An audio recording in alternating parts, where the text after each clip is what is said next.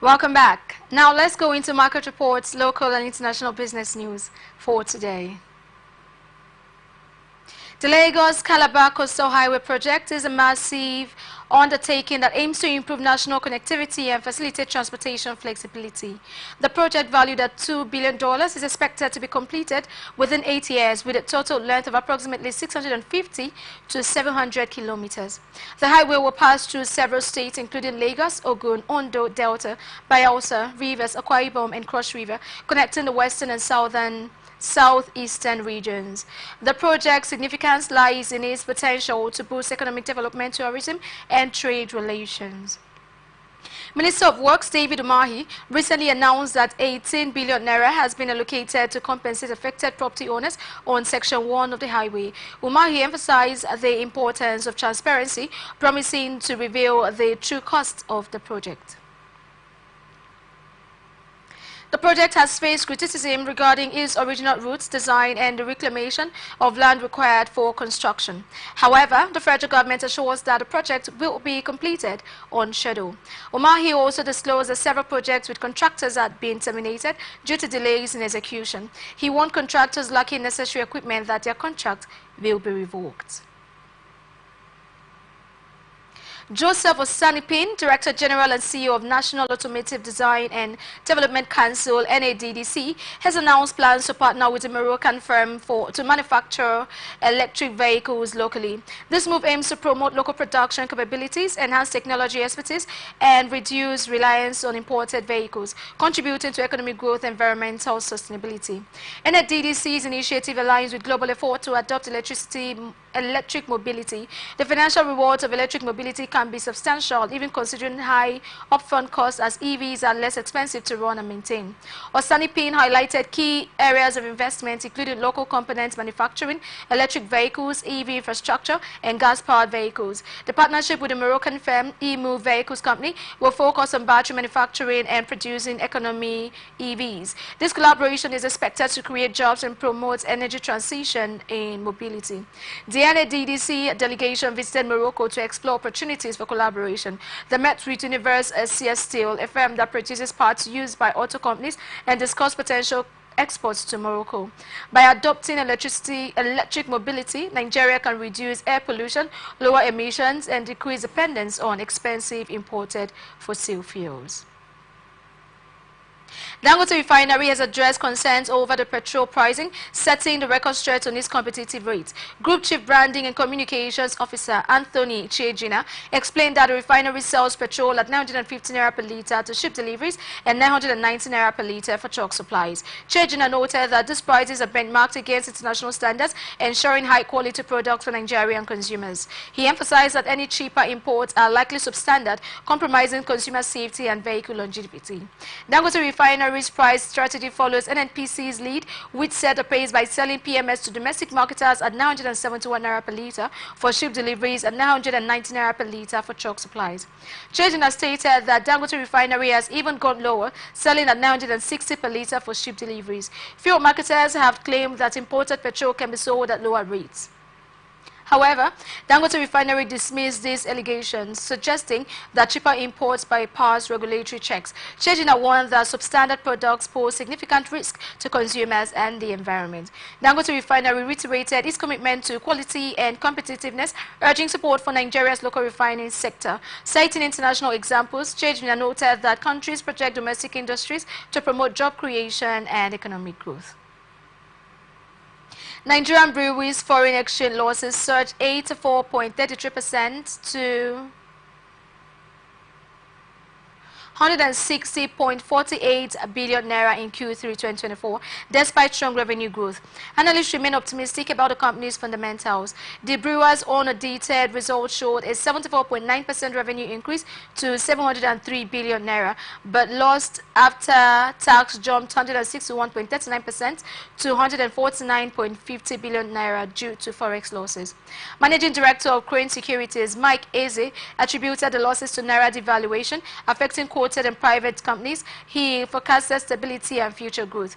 Chibueze Ona, managing partner at Francona Consulting, praised Nigerian breweries' determination amidst economic challenges. He noted the company's progress toward claiming its status as valuable brand. Experts agree that Nigerian breweries' focus on leadership and presence drives revenue and gross profit growth. Guinness Technologies CEO Patrick Ilo says Nigeria's energy landscape favors solar energy growth due to escalating petrol and diesel costs. However, power supply disruptions and grid failures. Ilo emphasized the urgent need for alternative energy sources, positioning solar energy as a viable solution. He urged Nigerians to adopt solar energy, citing affordability and sustainability. However, Ilo noted limited financing as a significant barrier to renewable energy expansion. He proposed private sector partnerships and flexible repayment terms to bridge the funding gap. Lagos State Commissioner for Energy and Mineral Resources, Biodu Ogunleye, highlighted AI-driven innovations' transformative role in renewable energy. Ogunleye stressed AI's ability to enhance efficiency, scalability, and sustainability. Key takeaways: AI improves energy forecast and optimizes grid management. Inclusive growth requires equitable access to clean energy. Investing in infrastructure for rural and underserved communities is crucial. Fostering skills and workforce development empowers social communities. Supporting women and marginalized groups in leadership roles is vital. Ogunleye emphasized the importance of developing policies ensuring inclusive growth in renewable energy. Nigeria's renewable energy sector is poised for growth, driven by innovative solutions and strategic partnerships. Nigeria's major oil marketers have witnessed significant financial gains following the federal government's decision to eliminate subsidies on petroleum products. This policy shift has created a market-driven environment, enabling marketers to operate more efficiently. Between January and September 2024, four prominent oil marketers, Total Energies Marketing Nigeria, MRS Oil Nigeria, Eternal PLC, and Con Oil PLC, reported substantial revenue growth, earning 1.3 trillion naira from petroleum product sales. Despite high fuel import costs, their gross profit from petrol sales reached 465.92 billion naira. The company's financial statements reveal Total Energies spent 234.68 billion naira on fuel imports, up 84.95 billion naira from 84.95% from 2023. Corn Oil spent 222.53 billion naira, up from 117.13 billion naira in 2023. Eternal spent 179.51 billion naira, up from 98.48 billion naira in 2023. MRS Oil spent 191.14 billion, up from 75.58 billion naira in 2023. Revenue from petrol sales increased by 98.4% to 1.29 trillion naira in 2024 compared to 655.2 billion naira in 2023. The company's cumulative profit after tax rose 146% to 45.3 billion naira. The subsidy removal policy announced in May 2023 has led to increased revenues and profits for major oil marketers. However, manufacturers have faced soaring energy costs, with four large-scale manufacturers spending 550.36 billion naira on fuel purchases in 9 months. The Premium Bread Marketers Association of Nigeria, PBAN, has assembled a team of experts to address economic challenges facing the bread-making industry. The association aims to develop innovative solutions using local and affordable alternative ingredients. At PBAN's second annual Day Out event on November 21st in Lagos, industry stakeholders will convene to explore cost-effective strategies. The event's theme is innovations in a dynamic bread-making industry using local and affordable alternative ingredients. PBAN President Engineer Emmanuel Onwara emphasized the need for adaptive innovations to navigate unstable economic conditions. Key speakers include Dr. Jumai Tutua, Director General of Federal Institute of Industrial Research, Bolaji Anifowose, Ground Floor Mills Limited, Ayodeju Oyinlola, Macadam's Baking Systems Nigeria Limited, Cletus Chibuko, Itzel Nigeria Limited. The event will also feature social engagements for members. We are open for advert placement, bookings, and commercials. You can stay connected and watch us on all ATS socials: Facebook and YouTube, Atlantic Television Network, Instagram and TikTok, Atlantic TV Network 1, X formerly Twitter, Atlantic TV Net. Watch us live on our website, atlanticnetwork.tv. Dr. Kingsley Ogoru, a renowned information security expert, has sounded the alarm on the use of card pins for online payments, urging the Central Bank of Nigeria and the Economic and Financial Crimes Commission to take immediate action to address this pressing security risk. Ogoru notes that Nigerian payment providers like Paystack, Flutterwave, and InterSwitch continue to require card pins for online transactions, a practice that is virtually obsolete globally. This exposes customers to high risk, including poaching, key login, and man. By using them online leaves consumers vulnerable to cyber threats. To mitigate this risk, Agworu recommends relying solely on one-time passwords for multi-factor authentication for online payments rather than combining them with card pins. He suggests providing customers with secure alternatives, which as hardware card readers that generate passwords independently. Agworu's concerns are valid considering the potential risk associated with card pin usage online. By adopting these measures, Nigeria's payment systems will significantly reduce the risk to consumers. The Central Bank of Nigeria must take immediate steps to enforce these security measures and educate the public on safe online payment practices. The financial industry shifts towards digital payments necessitates robust security measures. Implementing Agworu's recommendations will align Nigeria's payment systems with global best practices, protecting consumers and promoting trust in online transactions. Paul Erubami, President of Association of Facilities Management Practitioners and CEO of Max Gold Limited, emphasizes infrastructure maintenance as a key driver of economic growth and job creation. At the third AFMPN conference in Abuja, Arubami highlighted maintenance's role in fostering economic stability, attracting investment, and ensuring community safety. Effective infrastructure maintenance generates good-paying jobs, stimulates social for sustaining continuity of service and promoting economic growth. This approach reduces environmental impact, identifies cost savings, and ensures community safety during natural disasters and climate change. Erubami advocates for a maintenance economy focused on preserving and upgrading existing infrastructure rather than new constructions. This strategy, gaining traction globally, promotes economic viability and environmental sustainability. By prioritizing maintenance, resources can be allocated efficiently, extending infrastructure's useful life and reducing waste. Facility management plays a vital role in maintaining infrastructure, ensuring efficient and effective operability of built environments. As facility managers, professionals must prioritize functionality, safety, and sustainability.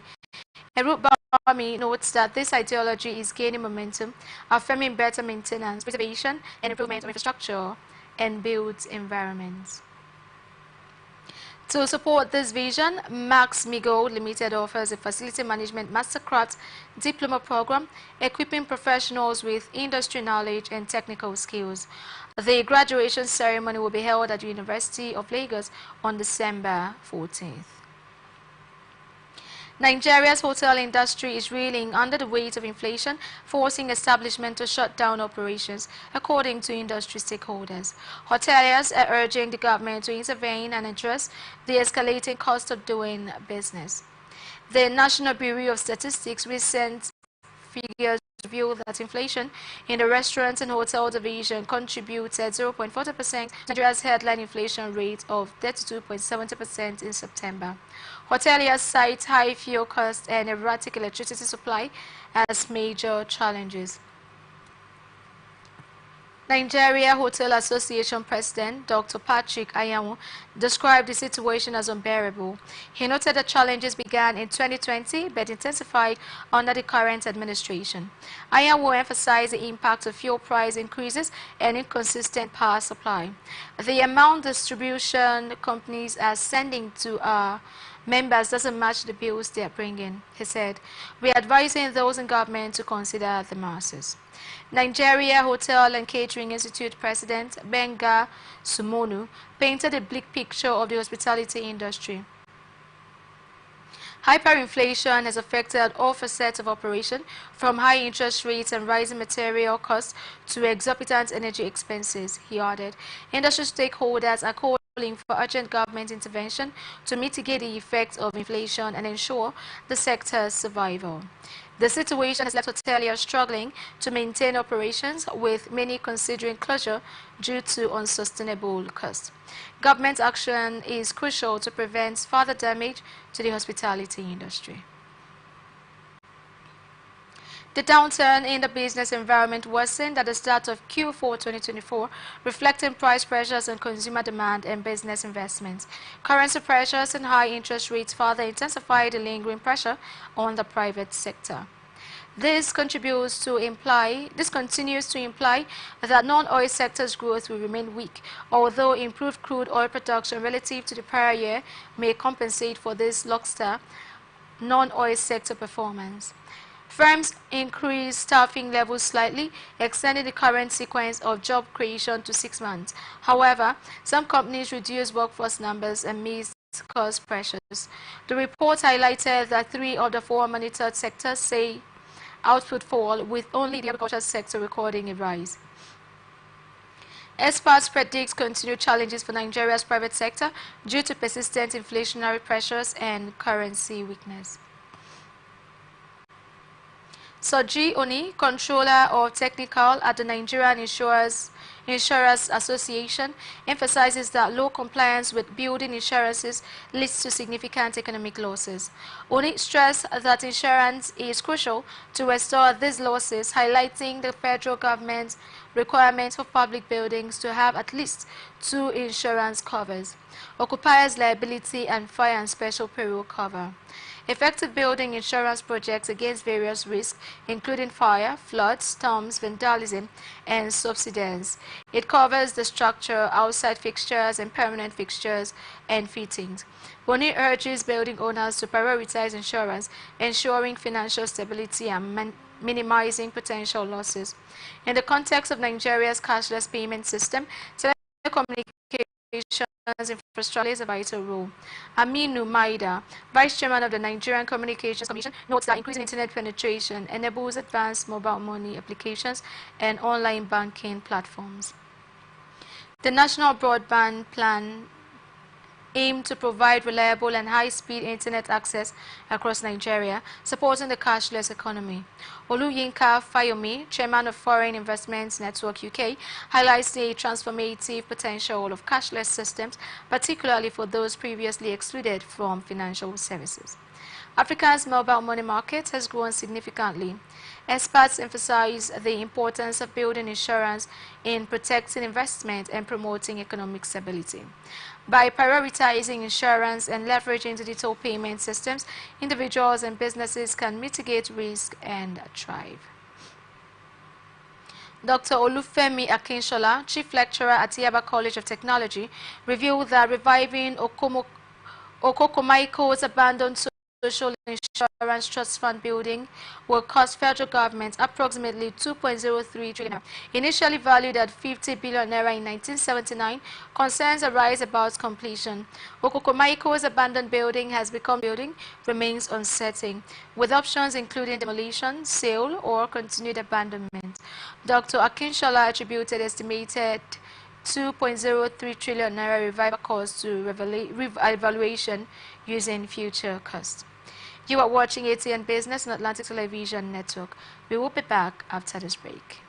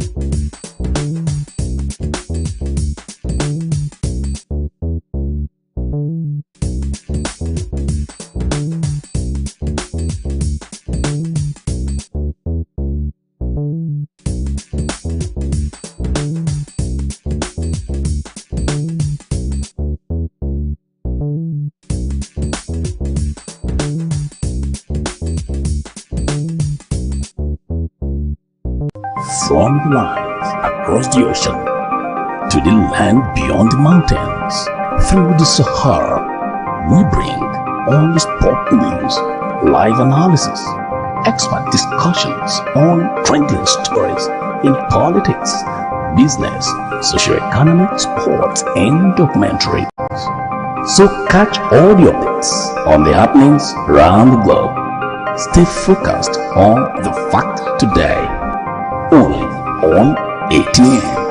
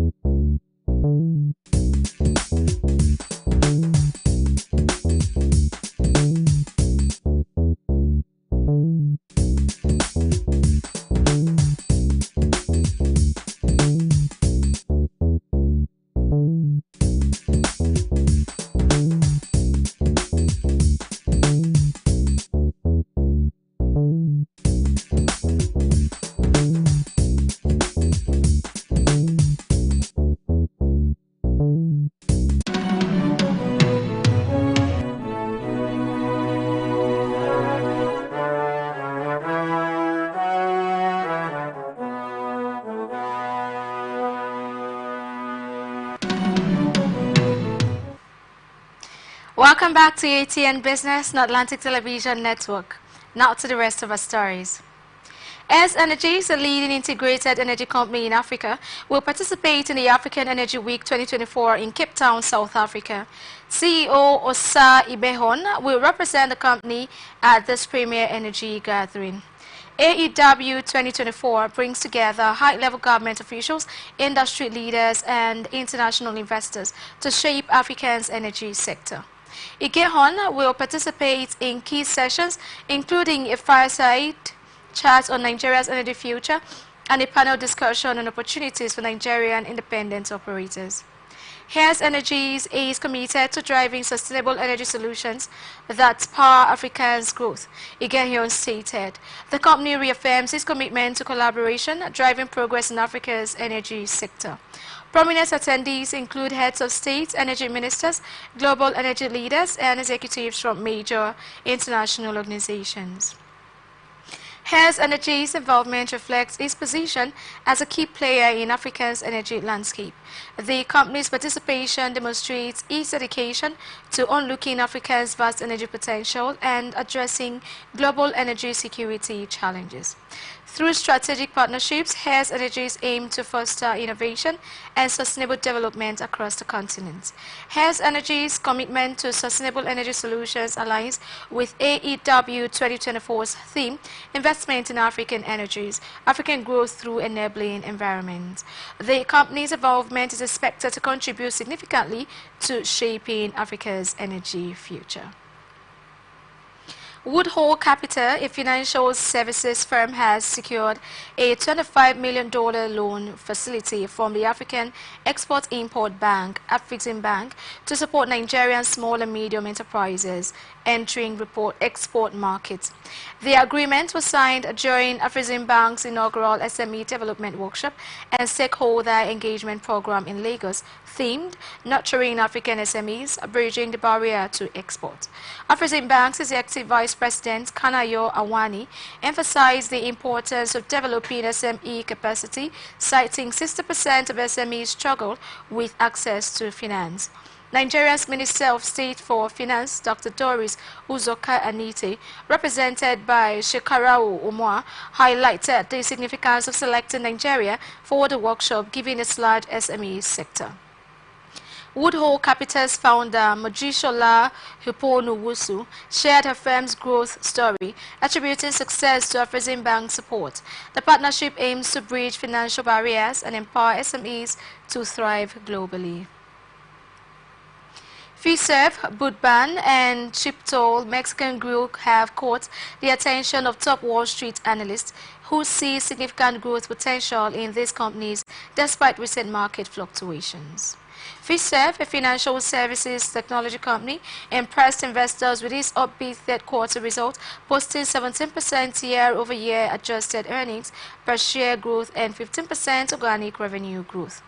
Ivan Finseth, analyst at Tigress Financial, upgraded his price target for FinServ to $244 from $190 and reiterated a buy-in rate. FinServ expects FinServ to continue benefiting from the transition to digital payment and growing adoption of digital transaction solutions. Budban, a retailer of Western and wood-related footwear, apparel and accessories, reported better than expected second quarter results and raised its full-year guidance. Despite this, Budban's stock plunged following the announcement of CEO Jim Conroy's planned departure. Jonathan Comp, analyst at Baird, upgraded his rating for Budban to buy from hold, maintaining the price target of $116. Comp believes the post-earning bullback presents a compelling buying opportunity. Chiptol Mexican Group recently reported mixed third-quarter results with adjusted earnings beating expectations but sales lagging. Chris O'Cool, analyst at Stifel, reaffirmed a buy rating on Chiptol with a price target of $70. O'Cool noted Chiptol's comparable restaurant sales growth of 6% was nearly in line with expectations and expects the company's smoked briskets offering to drive sales. These analysts have a proven track record, with FinSec ranking 183, Comp ranking 424 and Oku ranking 415 among over 9,100 analysts tracked.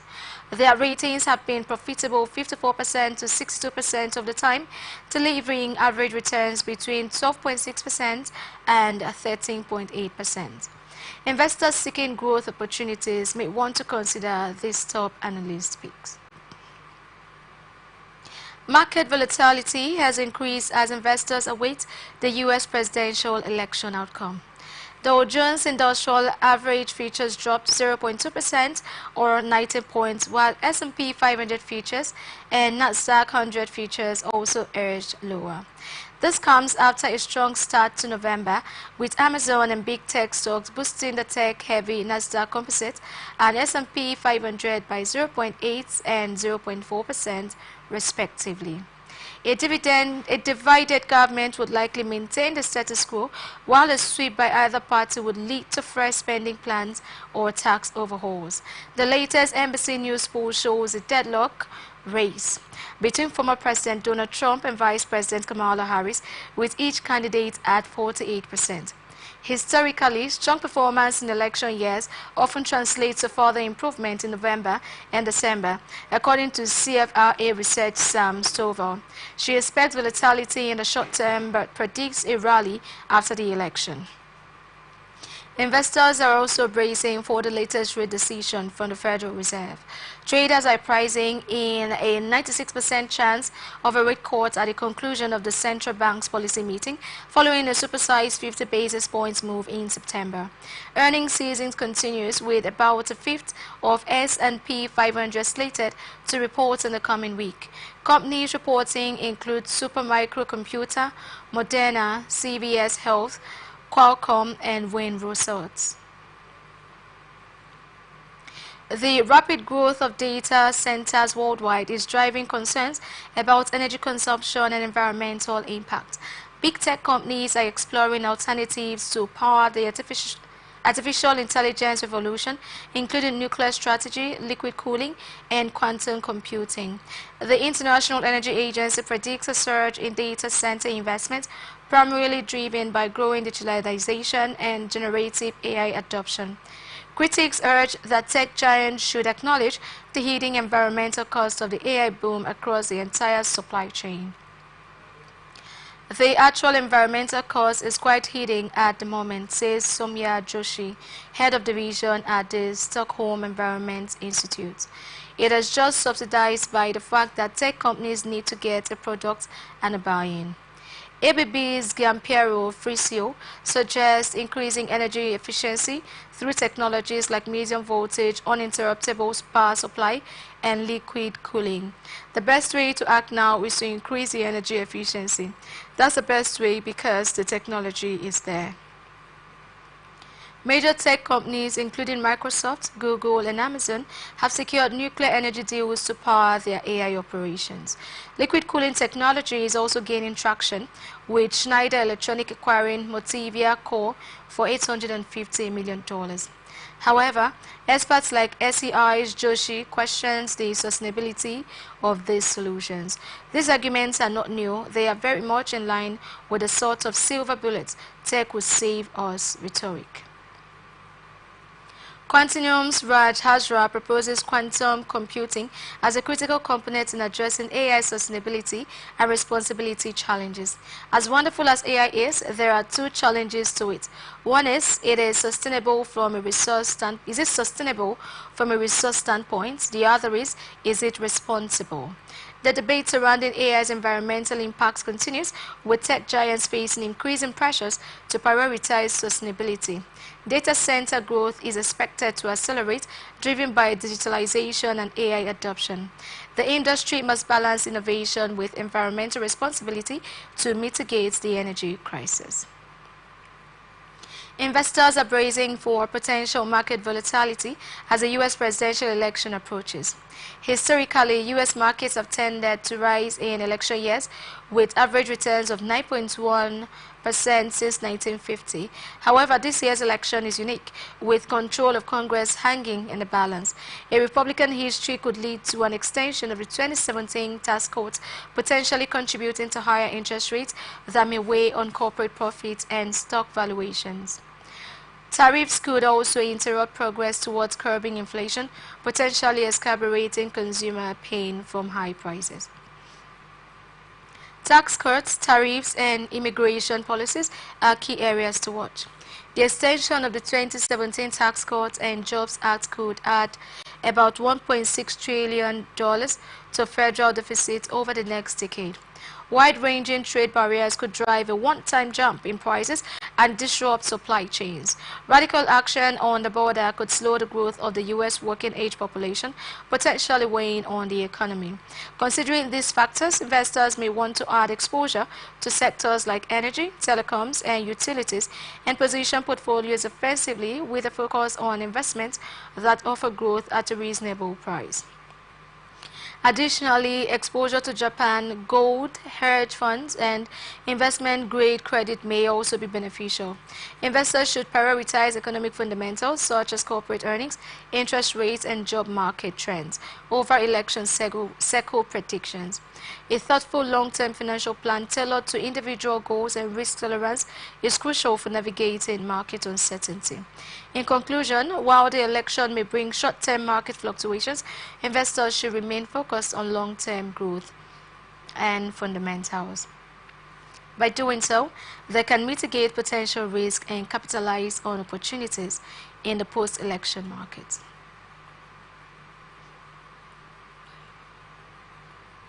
Asia-Pacific markets posted gains on Monday as investors prepared for a pivotal week with the U.S. presidential election, Federal Reserve's monetary policy meeting, and China's parliament meeting on the horizon.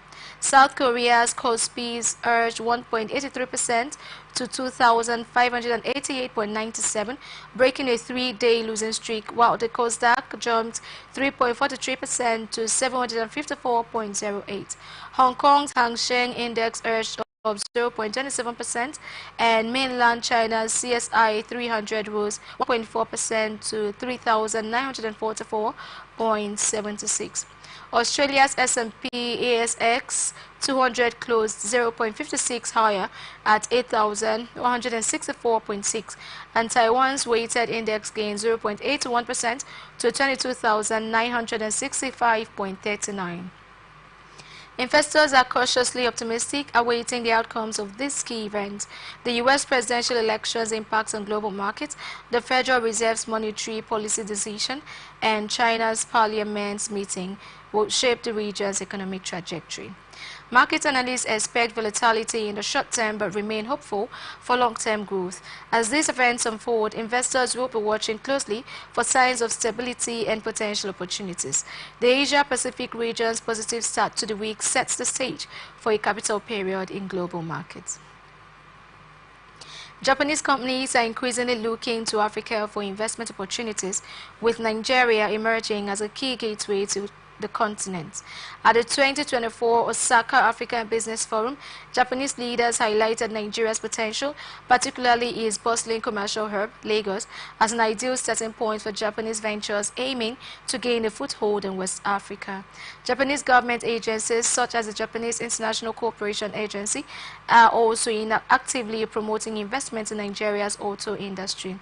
JIC's chief representative in Nigeria, Mr. Yuzuru Susumu, stated that the Japanese government is committed to collaborating with Nigeria to strengthen trade bilateral relations between the two countries.